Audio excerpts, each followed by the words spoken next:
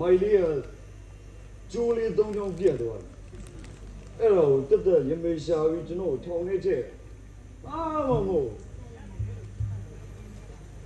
အဲ့တော့ပီတာတော်စင်ကပြပြီးတော့ဆိုင်တော့ပြလိုက်တာကောင်းအောင်โอเคသွားတယ်အစေပဲအခုဒီကောင်လေးထုတ်လို့ကျွန်တော်လွတ်လာတွေ့ရမလားရေးချောင်းဆိုရင်ငါအပေါင်းအသင်းတွေပဲငါဘက်မှာရှိငါဘဝမှာငါအပေါင်းအသင်းတွေကအကောင်းဆုံးပဲဟဲ့အဲ့ဆိုတော့မင်းဘာလို့အိမ်မှာနေတာမင်းရောက်ခါရတယ်သွားနေပါဟာနေလို့မရလို့ဘောကွာနေလို့ရတာဖြင့်ကြာပေါ့ဟဲ့နေရလေမိသားစုဆိုဘယ်တော့မှအကောင်းမပြောတဲ့အခါမိသားစုအောင်ငါ့ကိုကောင်းပြောလို့လားဟဲ့နေကအကောင်းလို့လားဟာကောင်းတယ်တော့မမေးနဲ့လောကမှာငါချုံးတော့ကောင်းတဲ့ကောင်ရှိဦးမရှိသေးဘူး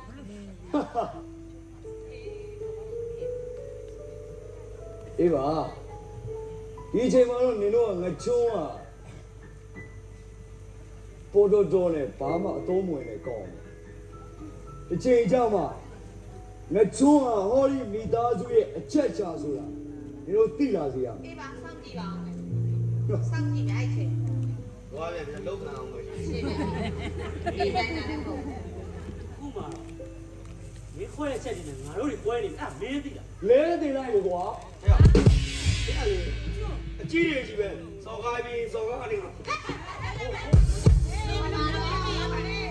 ကားပြောကိုယ်သားပါပြောဟဲ့ပါဒီလားဒီလားတေးသေးအောင်မယ်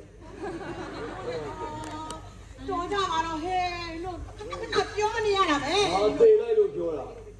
အမေမပါဘူးဟဲ့မင်းငါပြော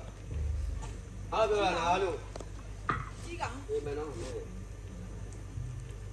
ကလည်းဘယ်တော့မှမထည့်ကြဘူးဒီမဲ့နင်တို့မောင်နှမတွေကလေ